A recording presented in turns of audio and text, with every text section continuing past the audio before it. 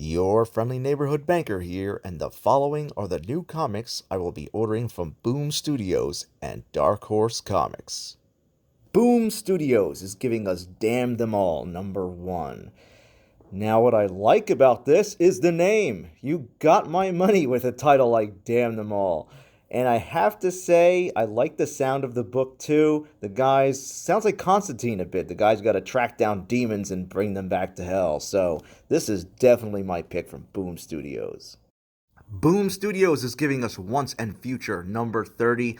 I really like this connecting cover. I'm definitely picking this up. I'm going to grab more than one, probably two, just because it's described as the last battle, and sometimes big events like that or the last issue of a series gets pretty hot. So I definitely want to jump on that. In Hyuk Lee has a variant of this as well. Talk to your local comic shop about how to pick that up as well. Briar issue #2 comes to us by Boom Studios, and I really like the solicitation for issue #1. Haven't gotten a chance to read it yet because it's not out.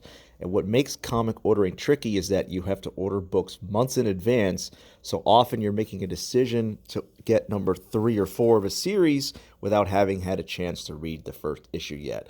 Now the thing is, I'm a little skeptical of this because Christopher Cantwell doesn't always write well. His Iron Man work is honestly just pretty rough. But my hope is that he's just been phoning it in on Marvel and to work on a project like this that's really a passion project, and that's where he's putting all his talent and energy. Now, let me show you why I really am very hopeful for this series. Look at the pitch for this book. So, what if Sleeping Beauty never got her happily ever after and instead had to save herself? Set in a brutal fantasy world that time forgot. This isn't the fairy tale you know. What a cool pitch. And the cover work just looks really, really spot on. I'm very excited. This could be excellent.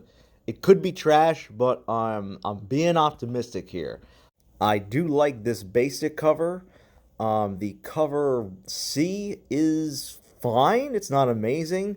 But what I might do is go for this cover B. We don't know what it looks like, but because the other two are not knocking it out of the park for me, I'm just gonna roll the dice and see what happens.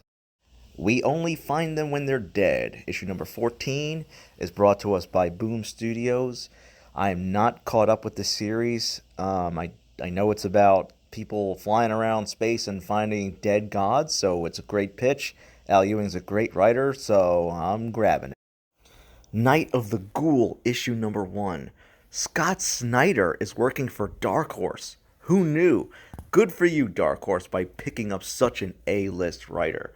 Now, this book sounds so cool.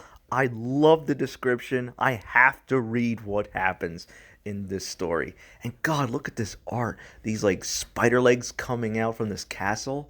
The castle gate even has teeth and looks like there's blood dripping out from this skull thing in the background. There's so much going on here. The artwork for this book is really what sold me.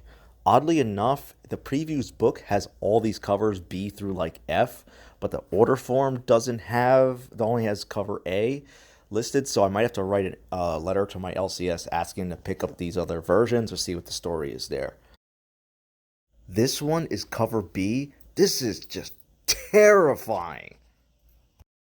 And over here, I'm going to take a look. I believe this is cover F.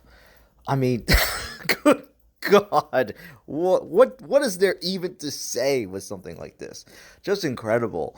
I saw in previews there's another cover B that looks really good. I'm gonna have to ask about that, but definitely check these out. Dark Horse Comics gives us Dead Mall #1 of 4. The Penn Mills Gallery is about to be demolished.